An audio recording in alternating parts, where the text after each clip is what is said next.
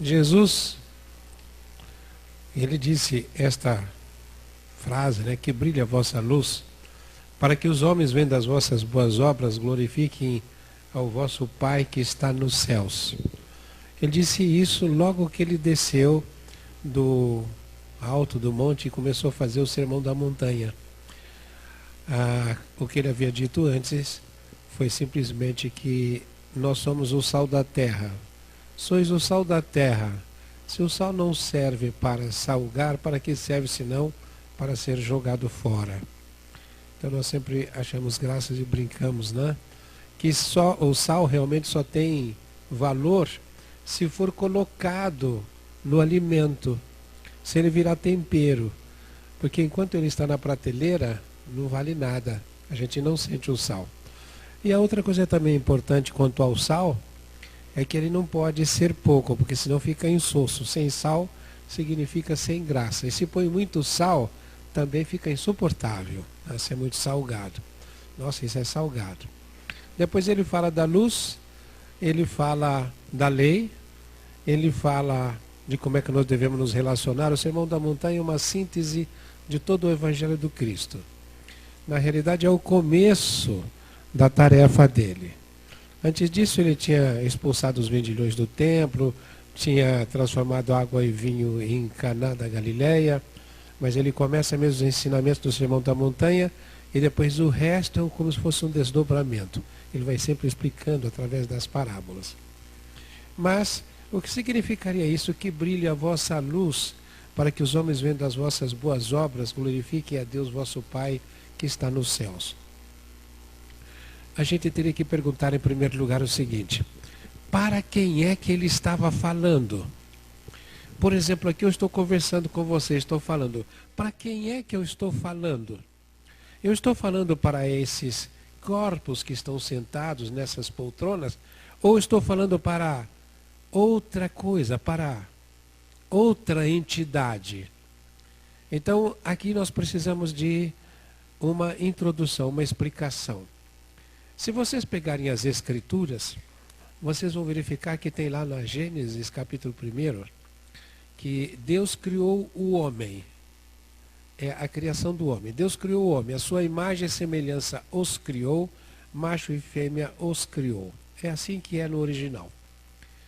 Criou o homem, é singular, os criou no plural.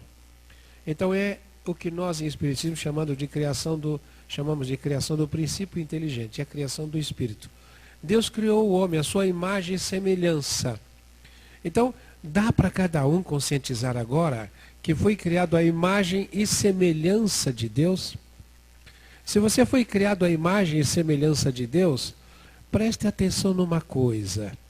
Sempre que se falou em Deus, desde todos os tempos mais remotos, se diz para não se fazer imagem de Deus. Não fazer imagem de escultura, nem do que está em cima da terra, nem nas águas, nem nos ares, nem na água. Não fazer imagem de escultura. Por quê? Porque uma imagem é limitada. E por que você não pode fazer imagem de Deus? Se você fizer uma imagem de Deus, você limita a Deus. Se Deus é onipresente, como é que ele pode ter uma imagem? E aí nós passamos muitos milênios de evolução ouvindo: não faça a imagem de Deus, não faça a imagem de Deus, não faça imagem de escultura, não se ajoelhe diante de imagens, porque se você vai ajoelhar diante de uma imagem, você está fazendo essa imagem de Deus? Não. Aí vem o Espiritismo. E primeira pergunta de Kardec ao plano espiritual: o que é Deus? Não é quem. Quem é personalidade é limitada. O que é Deus? E aí vem uma resposta do plano espiritual que acaba com a controvérsia. Deus é a inteligência suprema do universo. Primeira parte, desafio. Faça uma imagem da inteligência suprema do universo. Não dá para fazer imagem. Segunda parte, causa primária de todas as coisas. Então Deus não é coisa, é a causa das coisas. E olha, e você é a imagem e semelhança de Deus. Então você pode ter se você é a imagem e semelhança de Deus, por que foi dito imagem e semelhança de Deus? a imagem mental que nós fazemos de olhos fechados sem ver. Então você é a imagem e semelhança de Deus. E depois vem uma segunda criação. Os nossos irmãos evangélicos não falam disto. Quando se fala da criação, eles falam sempre do Adão. É a segunda, da primeira não falam. Eu peguei uma Bíblia, um livro, a Bíblia em esboços. Falei, que beleza. Eu adoro esboços, né? A síntese de... Né? Que beleza. E eu pego lá. Gênesis. Vamos ver como é que eles falam das duas criações. Eles não falam só da segunda, só do Adão. A primeira, a imagem e semelhança de Deus desapareceu. Então, nós somos filhos do Adão, segundo eles. Nós não somos filhos de Adão, somos filhos de Deus. E aí, veja, imagem e semelhança de Deus, primeira criação. Segunda criação, agora atentem. E Deus criou o homem, do pó da terra o criou e insuflou nas suas narinas o sopro de vidas. É assim também que está no original.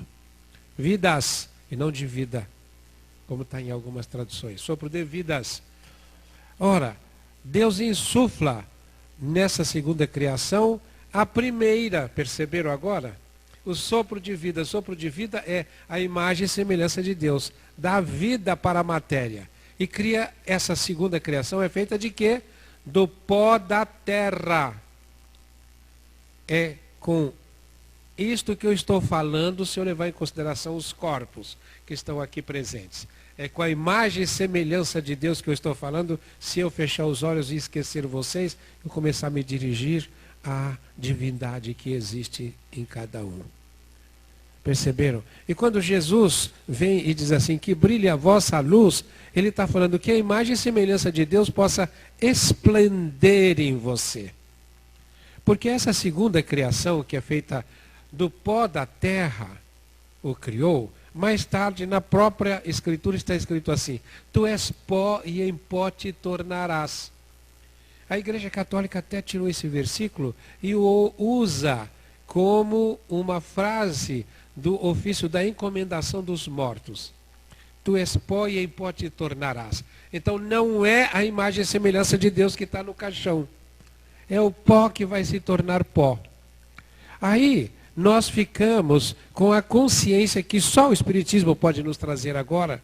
Só agora, já nesse limiar da nova era, nesse momento de transição, que nós começamos a descobrir. Eu não sou daqui. Eu não sou isto. Eu não sou matéria. Aí você pode entender, porque você sempre fica coçando a cabeça quando você ouve que Jesus diz assim, vós sois deuses, o reino de Deus está dentro de vós, o que eu faço vós o fareis e ainda mais.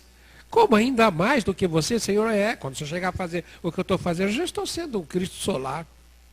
Tá? Também já terei evoluído, ainda mais. Você vai fazer, porque você é Deus, imagem e semelhança de Deus. O que eu faço, vós o fareis e ainda mais. Deus é luz. Se estiverdes na luz, como Ele na luz está, sereis fraternos uns com os outros. Então, se você estiver na luz, como Ele na luz, então amará a Deus sobre todas as coisas. Sereis fraternos uns com os outros. Amará o próximo como a ti mesmo. Aí, você passa muitas e muitas encarnações. Entra nesse pó que vai se tornar pó. E sai do pó, entra no pó e sai do pó, entra no pó e sai do pó. Muitas vezes, você prestaria atenção o que o Kardec fez. Nós ainda estamos longe de entendermos todo o Espiritismo, tudo o que ele vai nos trazer. Ainda temos muito que aprender. Por exemplo, se prestem atenção só na sequência do Evangelho segundo o Espiritismo. Primeiro capítulo, a lei. Eu não vim destruir a lei. Eu não vim destruir a lei, mas cumpri-la. Aí vocês vão lá no Sermão da Montanha. Da lei não passará um só jota, um só tio, até que tudo seja cumprido. Olha só. Da lei não passará nada, até que tudo seja cumprido. E mais ainda, não há nada oculto que não venha a ser sabido, nem escondido que não seja revelado. Porque você é colocado na matéria, e aí assume que é matéria. A personalidade. Começa a fazer as coisas e esconde até de você mesmo, e escondendo dos outros. É a tal da desonestidade. Então, quando você esconde de você, Não consegue, porque a lei não deixa. A lei está na sua consciência. Quando Kardec está escrevendo a terceira parte do livro dos Espíritos, as leis morais, ele pergunta para o plano espiritual: vocês estão falando de lei, de lei? Onde é que está escrita a lei? Eu sou advogado, né? E todo advogado sabe, a lei está escrita em algum lugar, em algum código, em algum escrito que está na prateleira. Então, onde é que está escrita a lei? E a lei divina, onde é que está escrita? A resposta: na consciência. Na consciência, está escrito na consciência. Então está na consciência de cada um. A lei está escrita na consciência. Se está escrita na consciência, não tem como fugir da lei. Da lei não passará nenhum pontinho sem que tudo seja cumprido. O que é tudo ser cumprido? É você expressar a imagem e semelhança de Deus. É você se tornar superior à matéria. É você transcender essa condição física. E você saber que você é espírito, como dizia Jesus. Ninguém me tira a vida, eu a dou quando quero. Olha só, ninguém me tira a vida. A que vida ele estava se referindo? A do pó ou a da imagem e semelhança de Deus? Essa ninguém tira. Eu a dou quando quero e para quem quero. Então eu sou capaz de dar a vida por este planeta. Deixe que me crucifique. Está lá no Sermão da Montanha como é que você deve reagir perante as ofensas.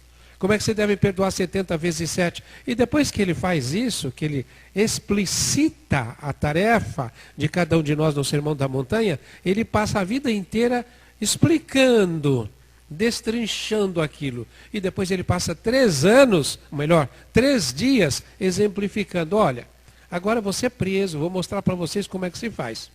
Tá? Vão me bater, vão fazer isso. Pedro, guarda a tua espada, quem vive pela espada morre pela espada. Vai lá e pega a orelha do guarda que o Pedro havia decepado e coloca outra vez e vai fazendo. Depois, na cruz, ele fala: Pai, perdoa, eles não sabem o que fazem. Perdoa 70 vezes 7, perdoa sempre. Ninguém tira a minha vida, eu a dou quando quero. Olha que coisa linda, né? E aí ele diz: que brilhe a vossa luz, para que os homens vendo as vossas boas obras glorifiquem a Deus que está nos céus. Agora, vamos ver o que quer dizer isto. Em primeiro lugar, para que os homens vendo as vossas boas obras, como é que você obra? Como é que você opera aqui no plano físico? Você opera com o pó, com isso que é pó, e que vai se tornar pó. Agora, isso que é pó, o Kardec deu como corpo, e entre o espírito e o corpo ele pôs o perispírito. Mas todas as filosofias espiritualistas explicitam que isso que o Kardec chama de perispírito é um conjunto de corpos, não é um corpo só, não é uma unidade. No Espiritismo nós tivemos uma certa confusão, numa certa época, que muita gente dizia, quando o comandante Edgar Armand começou a escrever sobre duplo etérico. O Armand escrevia sobre isso porque ele tinha vindo da Sociedade Teosófica. Tá? A propósito, né, o Armand nasceu no dia 14 de junho. Eu nasci no dia 14 de junho.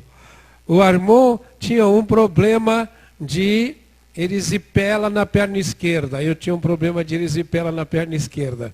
O Armand foi da Polícia Militar. Eu fui da Polícia Militar. Por isso que ele era comandante Armand. Tá? Era força pública naquela época, depois que virou polícia militar. Então, nós tínhamos alguma coisa em comum. O Armand foi da Sociedade Teosófica. Eu dei aulas na Sociedade Teosófica, Antroposófica, fui professor em escola antroposófica e em todas essas instituições espiritualistas. Até há 3 anos atrás eu era diretor do Círculo Esotérico da Comunhão do Pensamento, onde tinha entrado aos 23 anos. Tinha me filiado. Então, quando o Armand começou a falar sobre duplo etérico, no Espiritismo isso causou uma certa confusão, porque o Kardec não fala em duplo etérico, ele fala etéreo, ele usa o adjetivo, e não como se fosse um substantivo. Etéreo, os corpos, né, quer dizer, as coisas espirituais são etéreas. E aí, o que é que acontece? Eu pediria o seguinte: se é possível apagar esta lâmpada e acender alguma aí atrás, que fica melhor, tá? Porque essa aqui está me ofuscando. Se eu fizesse, olha que gostoso ver vocês. Ah, já sei, não pode, não precisa apagar. Porque tem um cidadão com uma câmera ali, e se apagar, ele vai ficar bravo, viu? Ele não vai ver mais aqui. Então, o duplo etéreo, ou duplo etérico, é o corpo de energia que energetiza esse físico. Para vocês terem uma ideia, corpo físico, a pedra tem, é um corpo físico. Corpo etérico, um vegetal tem o físico e o etérico. Mas ele tem o físico e o etérico, mas veja, ele não sai do lugar. Por quê? Porque falta para ele um outro corpo, que é chamado de corpo emocional ou astral, que é o dos desejos, que dá motivação. O bicho tem, o animal tem, já sai do lugar e vai para lá, para cá.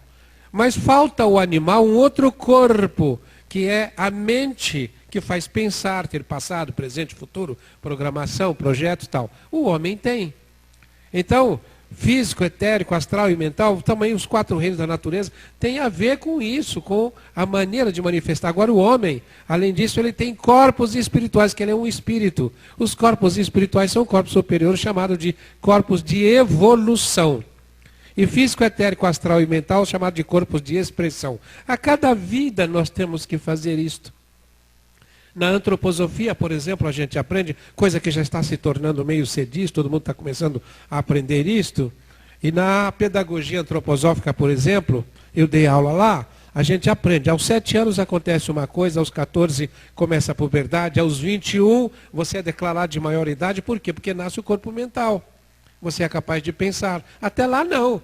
Você é como se fosse um bichinho que papai e mamãe precisam controlar. Aos 21 você já pode andar com as próprias pernas. Deve andar com as próprias pernas. Até o Cristo disse isso. Quem não deixar pai e mãe por amor de mim não é digno de mim. Ande com as próprias pernas. Ora, como é que você vai fazer para manifestar a sua luz? Pelas obras. Você só pode obrar com isto aqui. Fazer coisas. E você faz para quê? Para você ser aplaudido? Não, para que Deus seja aplaudido.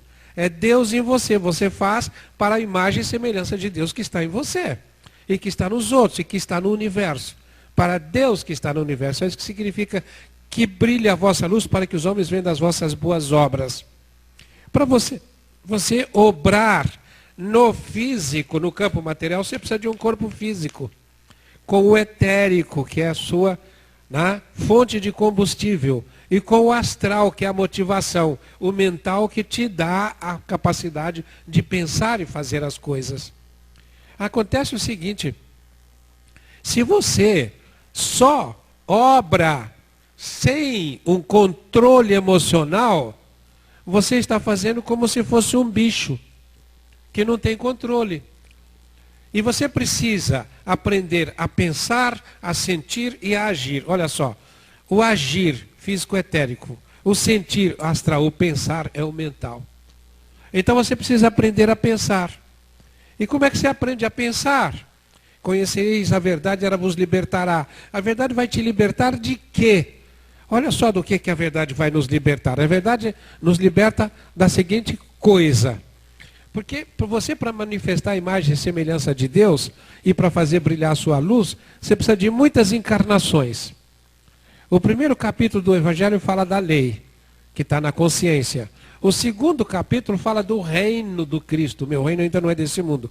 O reino do Cristo é quando o planeta fica em ordem.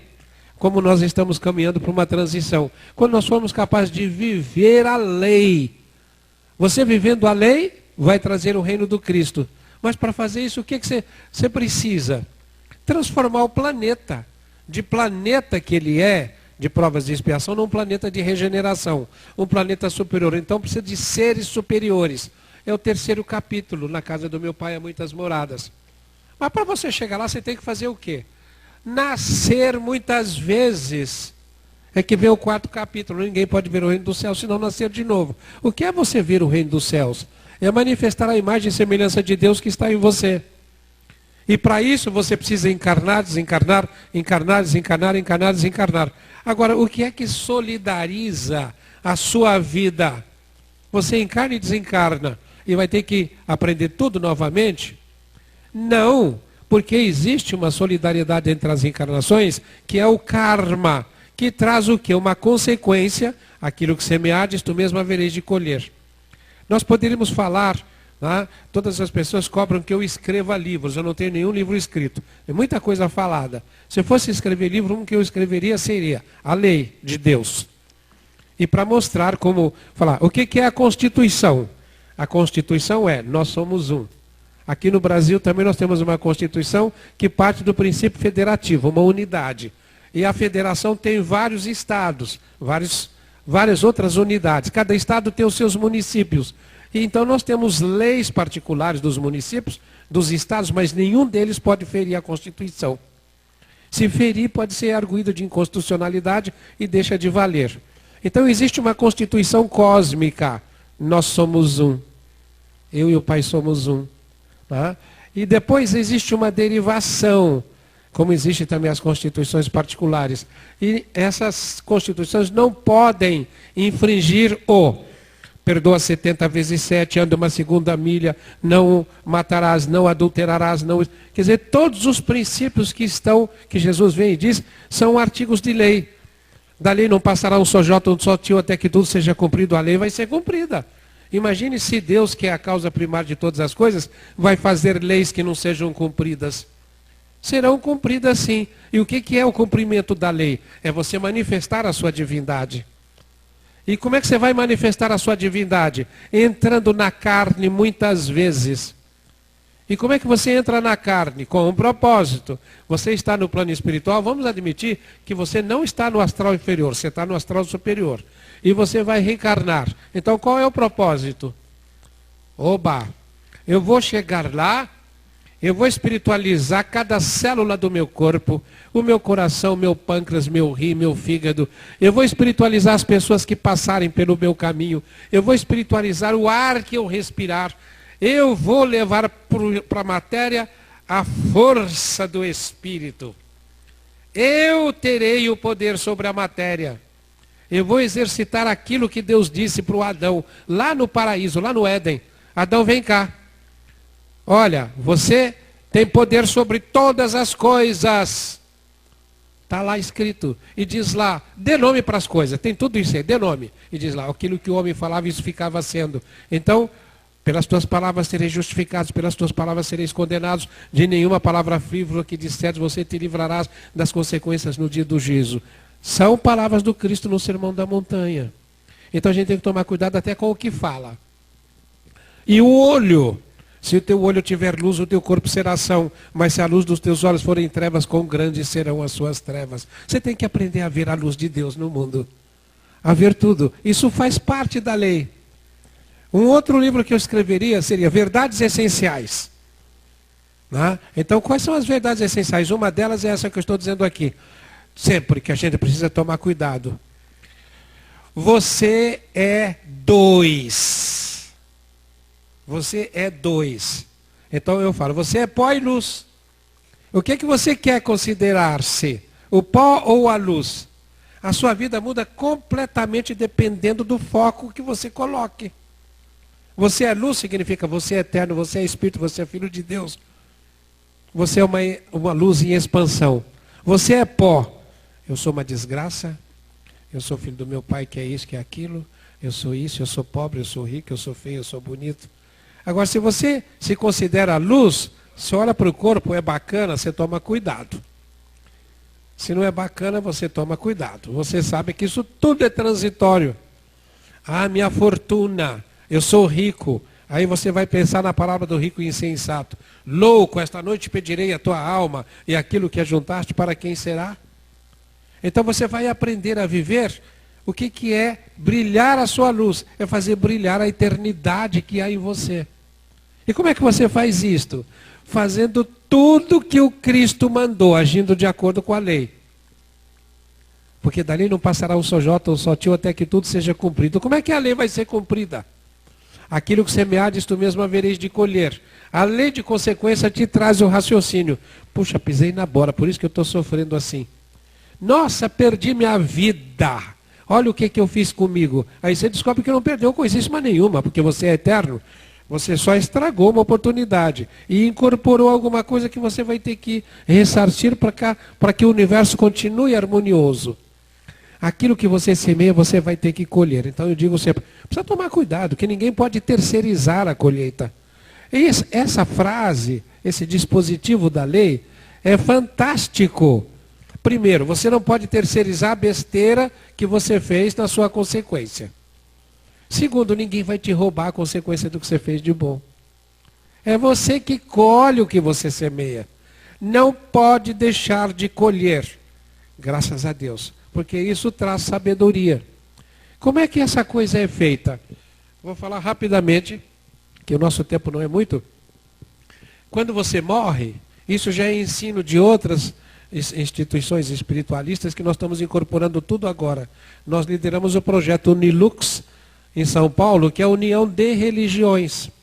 Então, o que se aprende, que nós sabemos? Quando você morre, na hora da morte, você fica como se estivesse num estado de suspense. E nesse estado você está olhando para a sua vida que está passando da hora da morte até a hora do nascimento. E você registra tudo como se fosse um videotape sendo rebobinado. E você fica ali insensível, não tem emoção. Você só registra. Então, é como se registrassem duas pistas. Mas é uma pista só por causa da lei que está na sua consciência. Quando você termina isso, você entra no plano espiritual, você, em primeiro lugar, entra numa região que é chamada, nas outras literaturas, de purgatório, em que aquele registro que está em você traz uma energia da que está fora. E essa energia que está fora faz doer em você, você sofre muito. E aí acontece uma coisa interessante. Você se lembra do dia que você se encontrou com um mendigo e ele te pediu uma moeda para tomar um café. E você falou, vai trabalhar, vagabundo, eu sou lá pai de pançudo, vai fazer o que você tem que fazer, por que você não trabalha como os outros? E o cara se sente humilhado e vai embora. Quando você chega no plano espiritual, esse momento volta. Só que aí acontece uma coisa interessante. Você é como se trocasse de lugar com o mendigo. Você está no lugar dele. Tudo quanto fizerdes a um dos vossos semelhantes é você que você está fazendo. Você está lá no lugar dele. E aí você sofre o que ele sofreu. Só que a lei diz assim, tudo quanto fizeres a teu semelhante, você receberá de volta numa medida cheia, completinha e recalcada. Então vem mais. Recalcada. Do lado de lá, quando você passa pelo sofrimento no lugar do mendigo, você sofre mais que ele. Porque quando ele sofreu, ele estava encarnado. Isso aqui é amortecedor. Do lado de lá não tem. Então você sofre mais. Além disso, o tempo lá corre de maneira diferente. Você sofre mais intensamente. E quando você sofre, a psicologia já provou isso, a psicologia experimental. Quando você faz uma coisa e tem um sofrimento consequente, você inibe aquela coisa, é o que chama de processo de extinção. Ou seja, o mal vai se caçando a si mesmo. E você fala, isso eu não vou fazer mais. Você faz o projeto de não fazer mais. Quando você... E outra coisa que acontece é que quando você sofre, esse sofrimento desgasta a energia negativa que está aderida ao seu perispírito. Até que você não tenha mais nada para sofrer. Aí você passa para o outro plano que é chamado de primeiro céu. Aí você vai se lembrar do que você fez de bom. Aí você se encontra novamente na lembrança do mendigo que te pediu uma moeda e você foi lá e pagou um pingado, tá entendendo? De um pão na chapa para o mendigo e ele ficou profundamente agradecido. Do lado de lá você vai se lembrar e a gratidão dele vai te invadir, mas com uma alegria extraordinária. Da mesma forma você vai saber mais, você vai sentir mais, cheia e recalcada. A psicologia, né? Behaviorismo. Todo evento seguido de satisfação tende a se repetir. Ou seja, o bem se incentiva a si mesmo. Então você diz assim, eu vou fazer mais isto, eu vou fazer mais isto. Então você vai ficando cada vez mais santo, cada vez melhor. Aí você depois chega numa região, que você conscientizou tudo isso, você vai fazer estudos, vai ajudar, depois vai programar outra encarnação em que você vai fazer a inibição do que você fazia de errado e a incrementação daquilo que você fazia de certo. E é assim que se dá a evolução. Então, aquilo que semeares, tu mesmo havereis de colher. Você colhe no plano espiritual e colhe aqui. Tudo quanto fizer da seu semelhante a você que você está fazendo. Certa vez eu estava atendendo uma pessoa, já contei essa história no rádio, e essa pessoa ela tinha um problema, não podia comer. O cidadão não podia comer, tá? Cada vez que ele ia comer era uma tortura, que ele ficava pensando que depois da digestão ele teria que ir ao banheiro.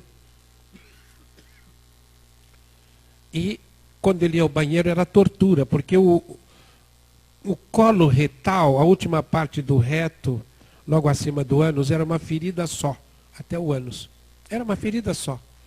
Então, quando as fezes passavam por aquela ferida, o cidadão sofria dores, um sofrimento atroz. E numa regressão que foi feita, o que aconteceu? Aquele cidadão havia sido um cardeal da Inquisição, cujo passatempo predileto era enfiar um ferro em brasa no ânus do torturado. E quando ele fazia isso, o torturado, amarrado quase que de cócoras, e na cena da qual eu estava assim visualizando, atarantado, espantado com o que estava me sendo mostrado, o cidadão no divã sofrendo aquilo, e eu vendo, na cena, o torturador também estava como que na mesma posição, e como que fazendo os mesmos gestos, só que diferente. Um gritava e outro ria.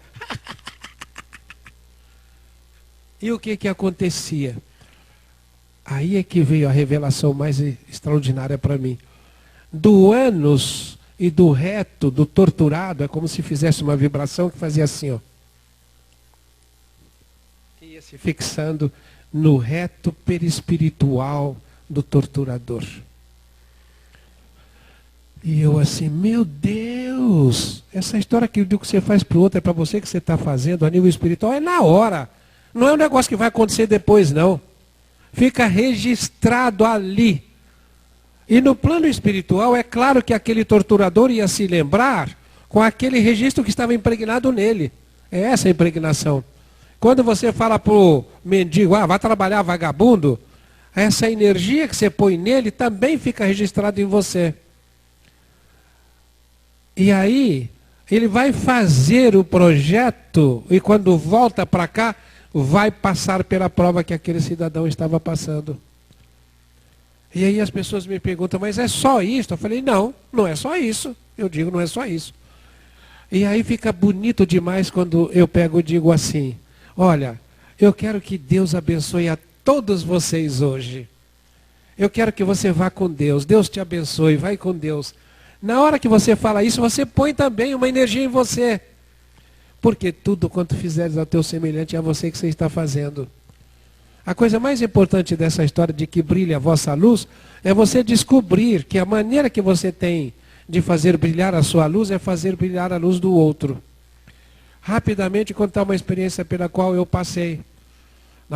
Eu trabalho, nós dirigimos uma instituição que é o Instituto Fraternal de Laborterapia, que cuida de alcoólatras e toxicômanos.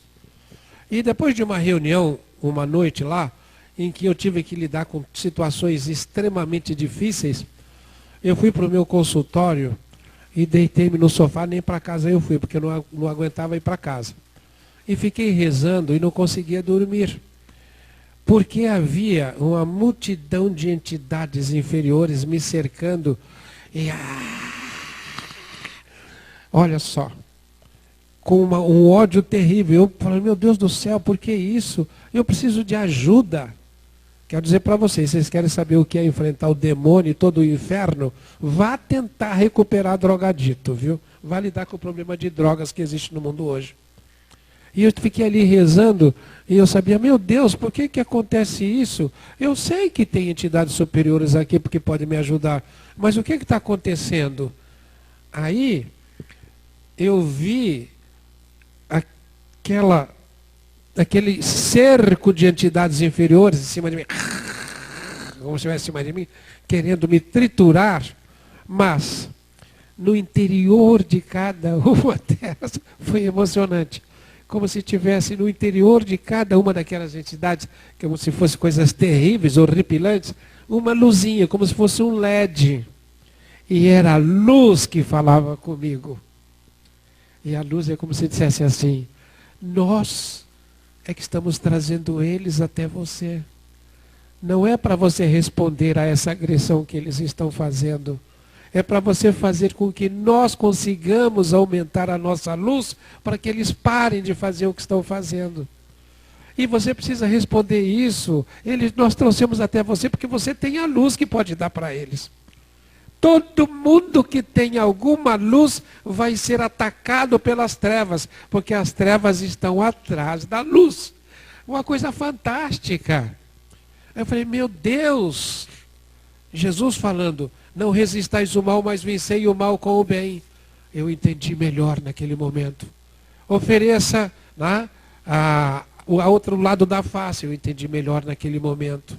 Ande uma segunda milha, eu entendi melhor naquele momento. Não resista o mal, mas vence o mal com o bem, entendi melhor naquele momento.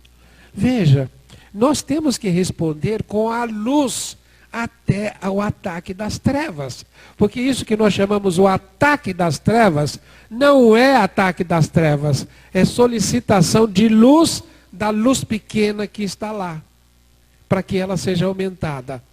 Então, se você for capaz, né, de fazer isto, porque naquele momento eu entendi também que brilha a vossa luz, para que os homens vejam das vossas boas obras, e me diziam, boas obras não é o Instituto Fraternal de Laboterapia que você dirige e fundou, não é asilo, não é orfanato, é tudo isso, mas além disto, é você fazer brilhar também a luz que está no teu semelhante, e que muitas vezes está envolta em trevas. Essa é a grande tarefa. Eu fiquei pensando, mestre, obrigado, você fez isso, nos mostrando como é que nós temos que fazer.